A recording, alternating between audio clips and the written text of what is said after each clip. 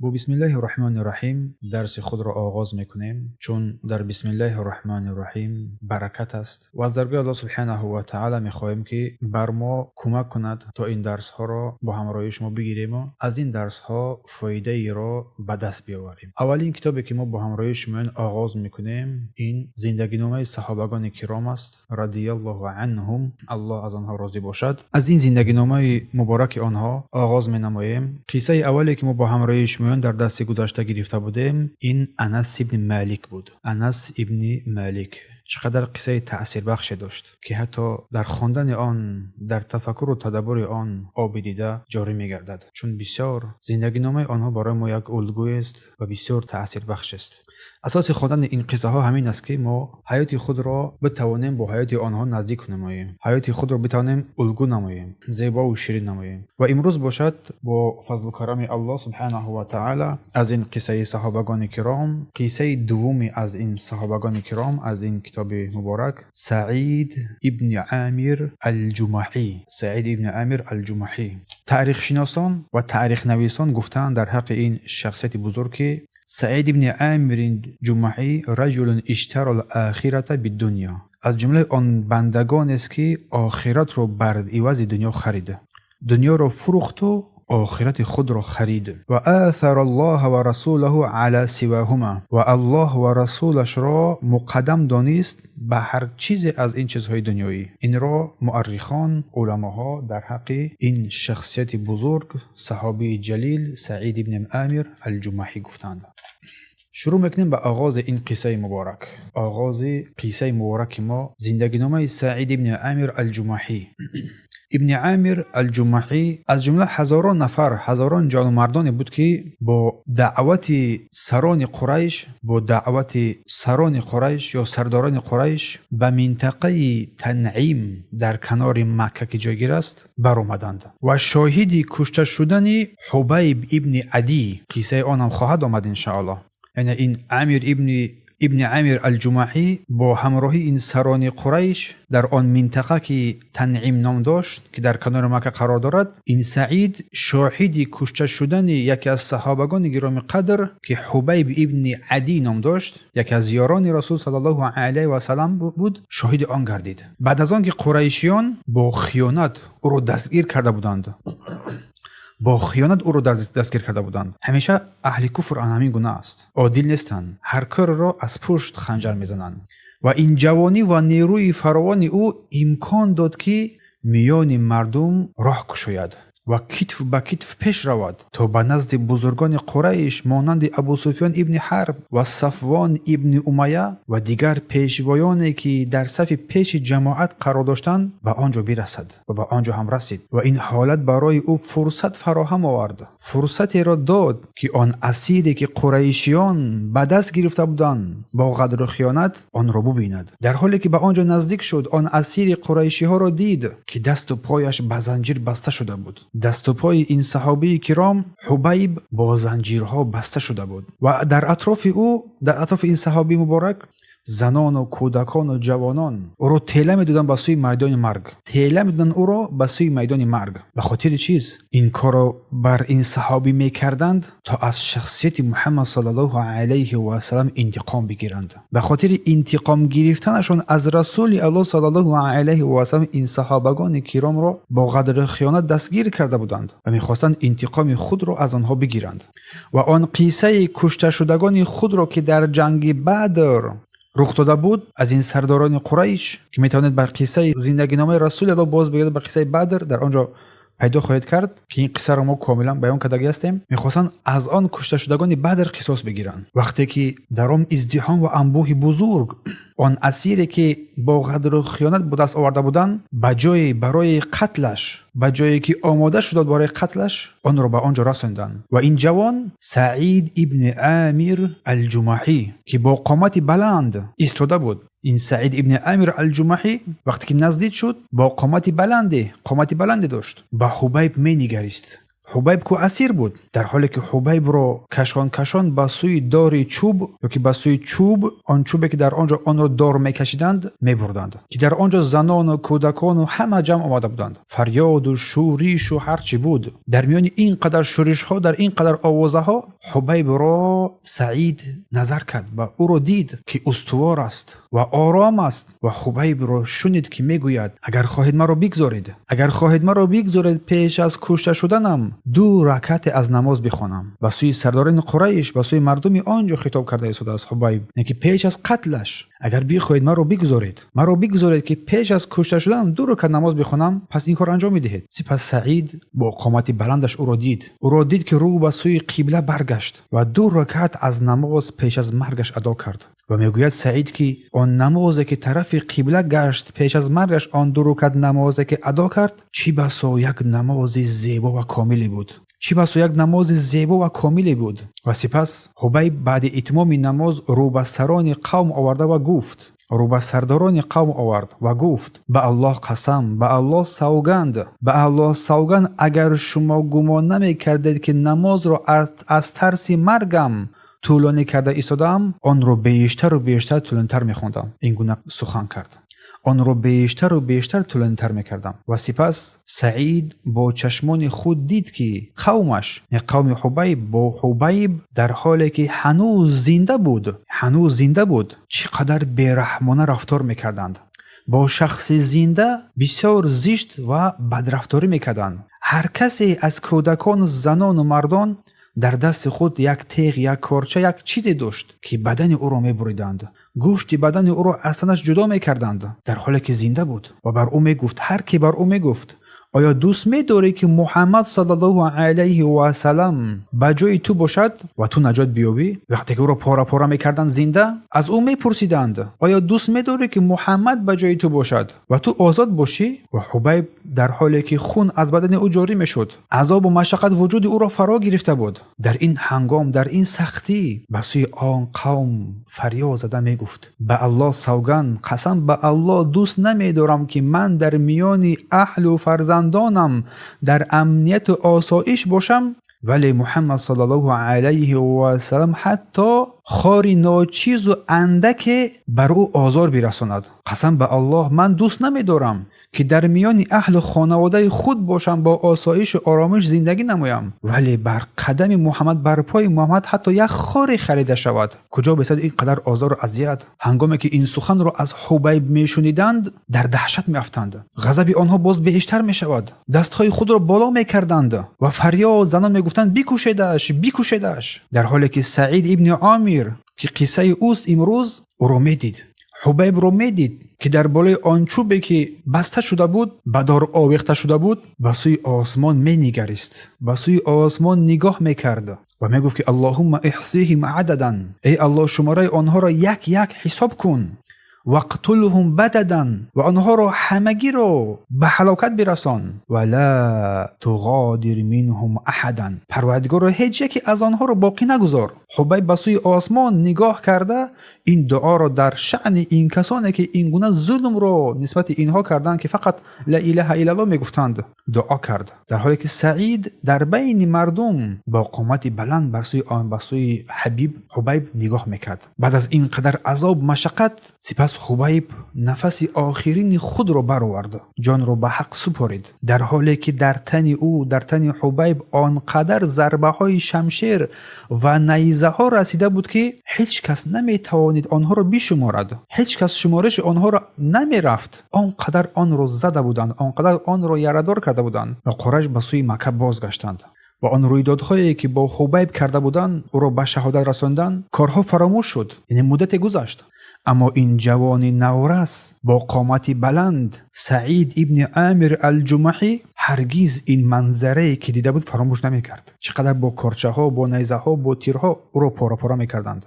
هرگز از نظر سعید ابن عامر الجمحی، از نظر چشمش، از پیش چشمش دور نمی‌شد.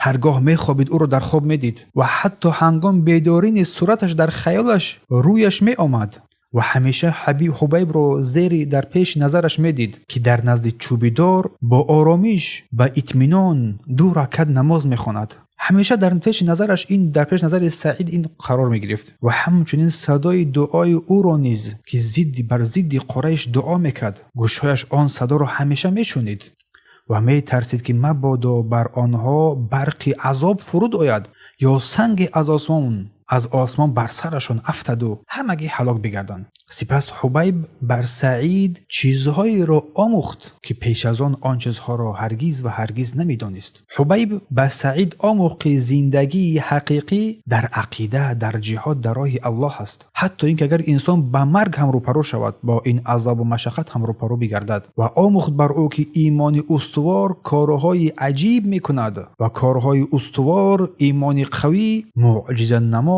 تأثیر میگذارد.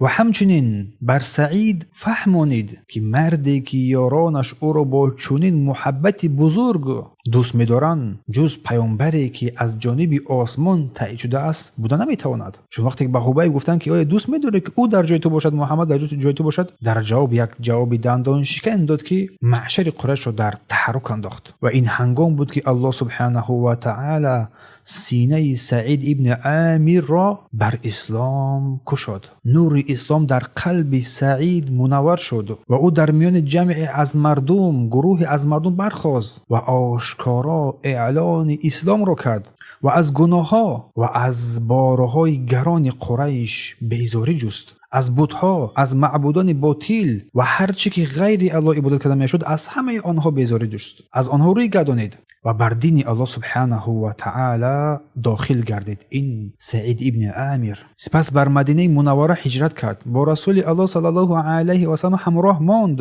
و در غزوه خیبر و دیگر جنگ‌هایی که بعد از آن رخ داده است شرکت میکرد. وقتی که پیامبر گرامی صلی الله علیه و سلم در حالی که از سعید راضی بود و سوی پروردگارش رسول الله گشت، به جوار پروردگارش کوشید و سعید باشد بعد از رسول الله صلی الله علیه و سلم همچون یک شمشیری کشاد و قوی و برهنه در دست دو خلیفه ابوبکر و عمر رضی الله عنهم باقی ماند. یک شمشیر برنده بود و او رضی الله عنه یک نمونه نادر و یک نمونه بی همتای یک مؤمن قوی بود. یک مؤمن شد که آخرت را به دنیا خرید و خوشنودی الله و ثواب او سبحانه و تعالی را بر همه خواهش‌های نفسش و شهوت‌های جسمی برتر دانست. دو خلیفه رسول الله صلی الله علیه و سلم، دو خلیفه راستگوی ابوبکر و عمر، به تقوای سعید ابن عامر خوب میشناختند. او را از اهل تقوا و پرهیزگار میدیدند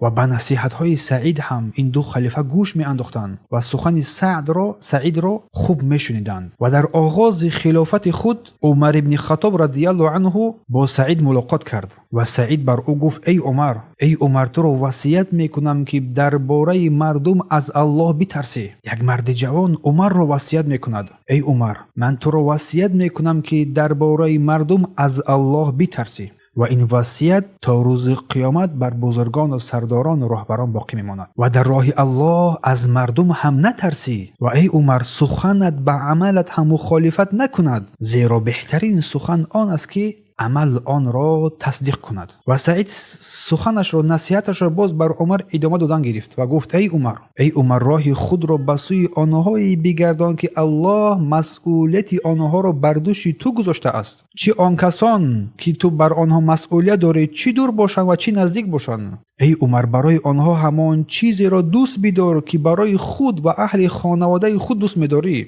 و آن چیزی را برای آنها ناخوش بدار که برای خود و اهل خانواده خود ناخوش می‌داری. و در راه حق به سختی ها وارد شو.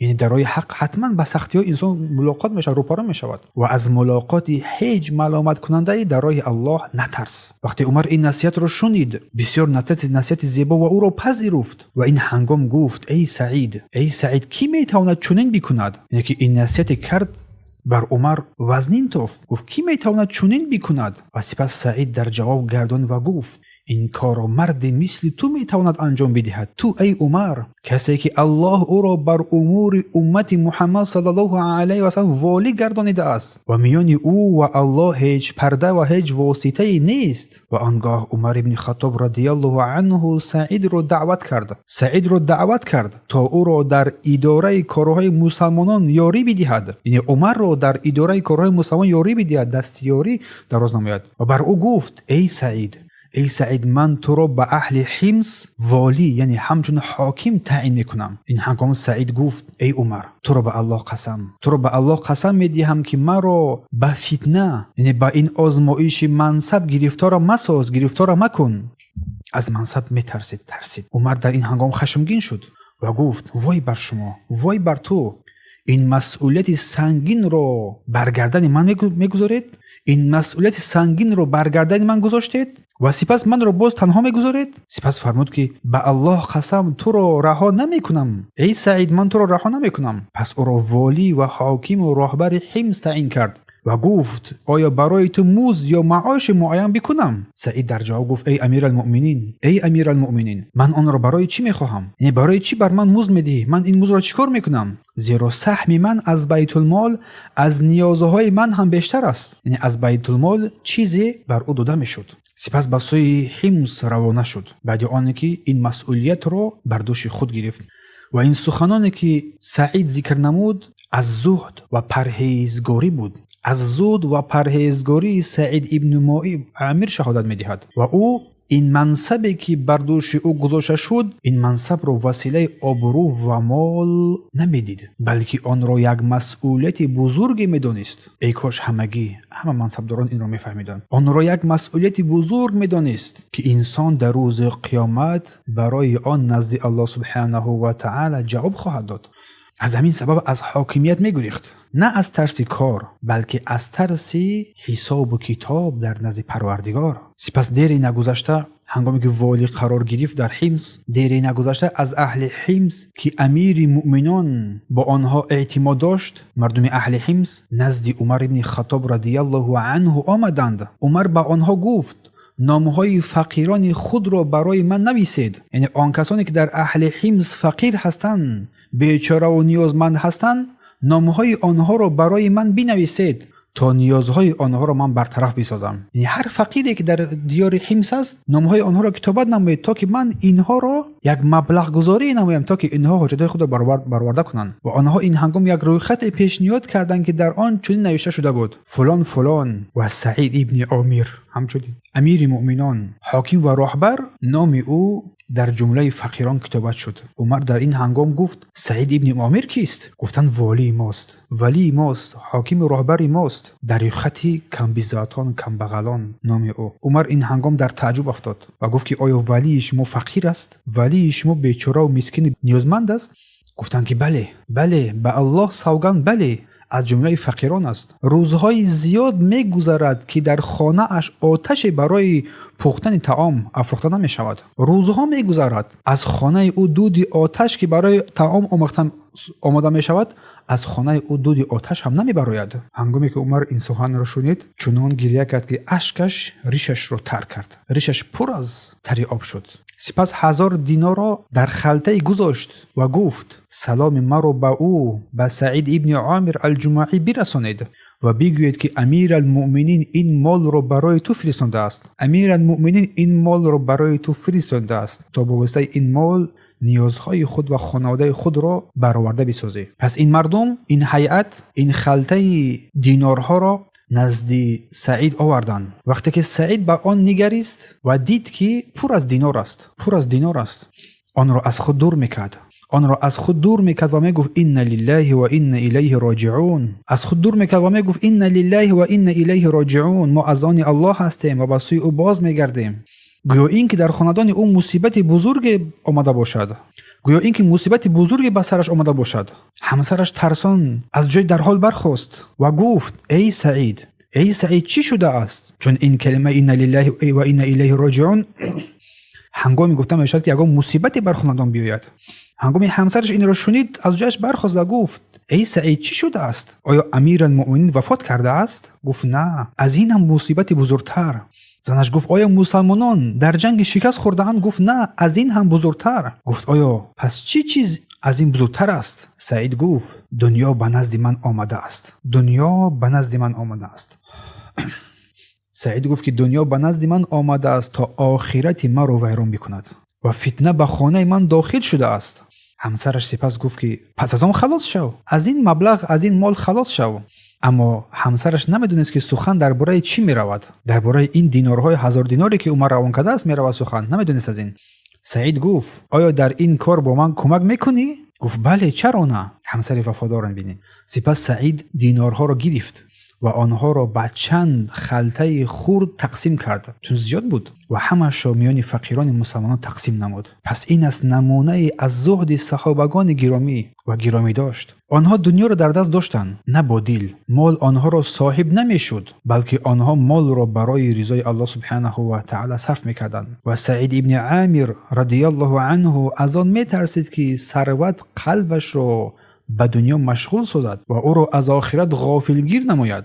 از این رو آن مال را در راه الله سبحانه و تعالی به نیازمندان بخشید و بعد از مدت عمر ابن خطاب رضی الله عنه برای تفتیش و بررسی احوال سرزمین شام به آنجا سفربر شد. به آنجا سفر کرد، به سرزمین شام. و هنگامی که به حمص رسید، شهری که آن را با سبب زیاد بودن شکایت مردم و والیشان، که بسیار مردم شکایت میکردند از والی و عملدارانشان که کوچه های خرد میدونستند، اهل شهر برای سلام دادن به استقبال عمر ابن خطاب آمدند.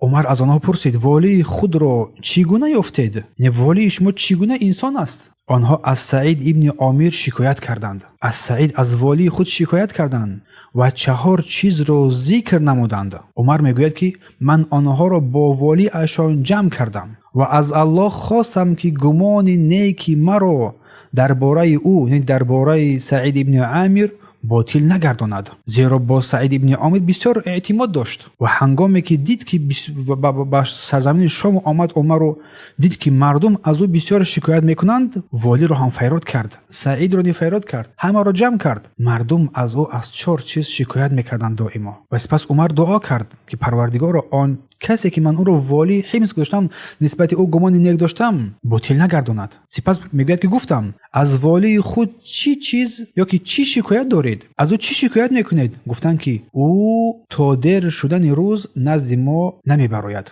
یعنی که تا روز روشن نشود و دیر نشود به نزد ما بیرون نمیشود. عمر گفت ای سعید، بر این سخن قومت و مردم چی گفتنی داری؟ چی جواب داری؟ این هنگام سعید کمی سکوت رو اختیار کرد و سپس گفت سوگند به الله، قسم به الله نمیخواستم این را آشکار کنم، قسم به الله نمیخواستم این را آشکار بکنم، ولی اکنون مجبور هستم. برای اهل خانواده خود خدمتگاری نیست. کسی خدمت خانواده من را نمی کند. هر سحر که می شود خود خمیر تیار می کنم، سپس انتظار می شوم تا خمیر برسد، سپس از آن خمیر نان می پزم، بعد از آن وضو می گیرم و نزد مردم بیرون می شوم. یعنی این کار او را مشغول کرد که به نزد مردم دیرتر براید. عمر گفت باز چی شکایت دارید؟ گفتند شبانه به کسی جواب نمیدهد، یعنی اگر شکایت شود به کسی شبانه جواب نمیدهد. عمر پرسید ای سعید، سبب این کار چیست؟ سپس سعید گفت به الله سوگند این را نیز دوست ندارم آشکار کنم، دوست نمیدارم این را هم آشکار نمایم. من روز را برای مردم قرار دادم و شب را برای الله عز و جل. روز خدمت مردم را میکنم و شب باشد در عبادت الله سبحانه و تعالی و ذکر یاد او مشغول میشوم. و عمر گفت باز چی شکایت دارید ای مردم حمص؟ شکایت دیگرتان چیست؟ گفتند که 1 روز در هر ماه نزد ما بیرون نمیبراید. هر ماه را 1 روزش رو به نزد ما بیرون نمیبرد تا که شکایت ما را بشنود و حاجت های ما را برآورده کند. سپس عمر پرسید این چی حالت است ای سعید؟ این چی حالت است؟ سعید جواب داد ای امیرالمؤمنین، من که خدمتگاری ندارم و غیر از همین لباسی که در تن دارم لباس دیگری هم ندارم و ماه 1 بار آن را میشویم و منتظر میشم تا خوش شود، سپس در آخر روز نزد مردم برایم. عمر سپس باز پرسان شد ای مردم دیگر باز چی شکایت دارید؟ گفتند گاه بیهوش می شود، گاه سعید ابن عامر الجمحی بیهوش می شود و از حال اطرافیانش بیخبر می گردد، یعنی از هوش می رود. در مجلس می نشیند، وقتی صحبت و سخن می رود احوال مردم را پرسان می شود، حاجات آنها رو برآورده نکرده بیهوش میشود. عمر گفت ای سعید این چیست؟ سعید گفت که من هنگام یا آن وقتی که مشرک بودم، در اسلام نبودم، بدین بودم و شاهد شهادت حبیب ابن عدی بودم، کسی که در بالا ذکر کردیم. هنگامی که من در زمانی که من در اسلام نبودم شاهد شهادت این صحابه کرام حبیب ابن عامر بودم. دیدم که قریش بدن او را پاره پاره میکردند و میگفتند آیا دوست می‌داری که محمد صلی الله علیه و سلم بجای تو باشد؟ و او یعنی حبیب میگفت که به الله سوگند دوست ندارم که من در میان اهل خانوادم در امنیت باشم ولی با محمد صلی الله علیه و سلم حتی خاری رسد. سپس ما در آنجای رسیدیم که عمر باز پرسید که دیگر چه شکایت دارید؟ نگه از اهل حمص پرسید، از قومش، از قومی که راهبریت میکرد او را سعید. دیگر باز چه شکایتی داره؟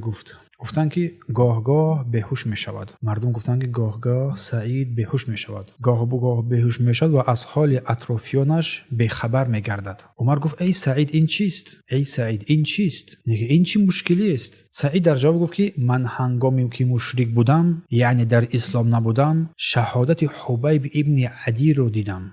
با شهادت رسیدن حبیب ابن عدی در آنجا حضور داشتم و دیدم که قریش بدن او را پاره پاره میکرد و میگفتند که آیا دوست می‌داری که محمد صلی الله علیه و سلم بجای تو باشد؟ حبیب در جواب میگفت به الله سوگند دوست ندارم که من در میان اهل و فرزندانم در امنیت باشم ولی بر محمد صلی الله علیه و سلم حتی یک خاری برسد. و سعید ابن عامر الجمحی میگوید که به الله سوگند هرگاه آن روز رو به یاد میارم، آن روز عذاب حبیب رو و قتل او رو به یاد میارم که چگونه او را یاری نکردم، چرا او را یاری نکردم و میترسم که الله سبحانه و تعالی مرا نبخشد و این رو هنگامی که به یاد میارم این حالت به من رخ میدهد، بیهوشی به من رخ میدهد، از هوش میروم. و همین که عمر این سخنها رو هنگامی که شنید از سعید در جواب شنید، عمر گفت که الحمدلله که الله گمان نیک مرا درباره سعید باطل نگردانید. الله را سپاس و ستایش کرد و سپس باز 1000 دینار دیگری برای او فرستانید. برای سعید 1000 دینار دیگر عمر فرستانید تا نیازهایش را برآورده کند. وقتی که همسرش دینارها را دید گفت الحمدلله که الله ما را از این تنگ دستی رها کرد و فرمود که برای ما آذوقه بخر و یک خدمتگزار هم کرا بگیر.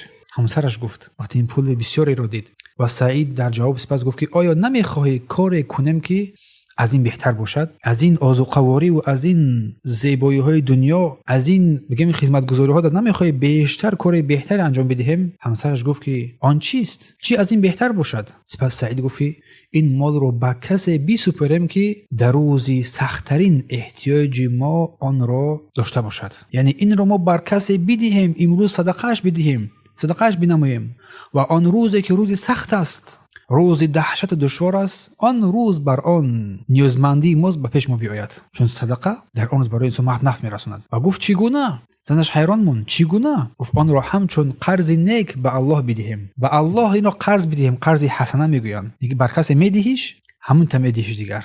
همسرش گفت بله، الله بر تو بهترین پاداش رو بدهد. چگونه زنان نیکومندی بودند. در حال راضی شد، از آن سختی ها و کمبودی های داشت آنها را پشت کرد، چشم نظر نکرد و گفت بله میخواهم. و سپس باز دعا کرد همسرش که الله بر تو بهترین پاداش بدهد. سپس سعید حتی از جای نشستش بر نخسته دینارها را به خلطه های خرد تقسیم کرد و گفت این را به بیوزن فلانی بده، این را به یتیمان فلانی بده، این رو بر مسکینان فلانی بده، این رو به نیازمندان فلانی بده.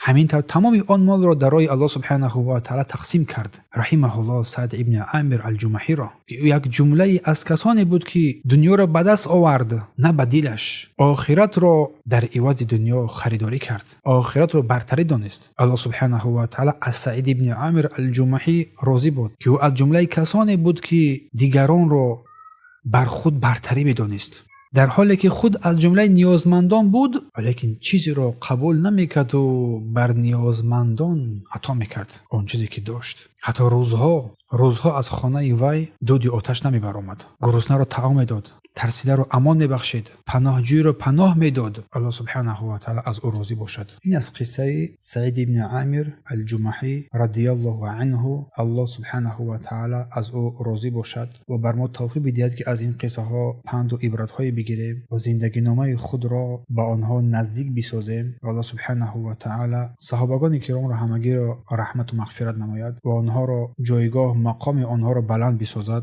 و بر ما توفیق بدهد که از جمله کسانی باشیم که از آنها پیروی نماییم. پس قصه این سعید ابن عامر الجمحی رضی الله عنه از زیباترین نمونه های ایمان، مسئولیت و زاهد بودن صحابگان کرام که از این فایده های گوناگونی ما خواهیم گرفت که ایمان به دنیا غالب است، که سعید دنیا بر او بارها آمد قبول نکرد، میدونست که این دنیا آخرت بر آخرت ضرر میرساند. حاکم بود ولیکن حاکم فقیر بود. برای مسلمان باید بدونه که مقصد اساس رضای الله سبحانه و تعالی است، نه مقام های دنیایی. چون بیشتر از مردم به این مقام ها دست میزنند، حقوق الهی را فراموش میکنند. پیش از هر قراری از خود بپرسیم که این برای دینم بهتر است یا که تنها برای منفعت دنیایی. اگر همین کلمات رو بپرسی و عمل بسازی، انشاءالله که تو موفق میشوی. اگر کار دنیا رو زیاد کردی ولی که دین رو ترک کردی، عاقبت خود رو هلاک کردی. پس از این قسم مسئولیت داری در حکومت و کار. چونه که او به عمر نصیحت کرد، گفت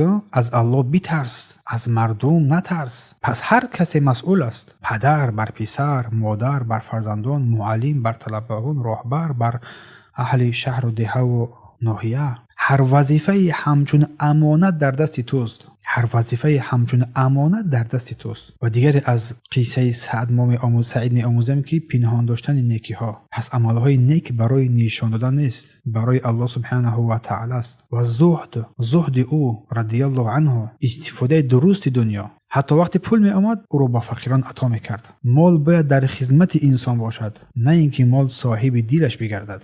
برای همین قسمتی از درآمد خود رو همیشه برای فقیران و مسکینان جدا نما و از ترس و فقیری هم نترس و از چیزهای زیادتی پرهیزگاری نما و احساس مسئولیت در نزد امت. احساس مسئولیت وقتی که مردم که حاکمی خود را گفتن که وای کمبغل است، عمر چنان گریه کرد حتی ریشش پر از آب شد. برای همین حاکمان، راهبران و سرداران تا پایین، هر کسی که زیر دست دارد درد آنها را درک نماید، درد جامعه را احساس کند، از حالت همسایه، فقیران، یتیمان به حالت آنها متوجه باشد. اگر یک عائله را هم توانی کمک نمایی. و ترس از آخرت. چون سعید همیشه از فتنه دنیا میترسید، چون تقوا انسان را از گناه باز می‌دارد و پیش از خواب بر اعمال خود یک بار بینگر که چی کردی و عدالت و پاکدلی آنها در راهبریت حاکمیت را در دست داشتند، ولیکن خدمتگزار مردم بودند، نه فایده های شخصی. راهبریت خدمت است، نه امتیاز.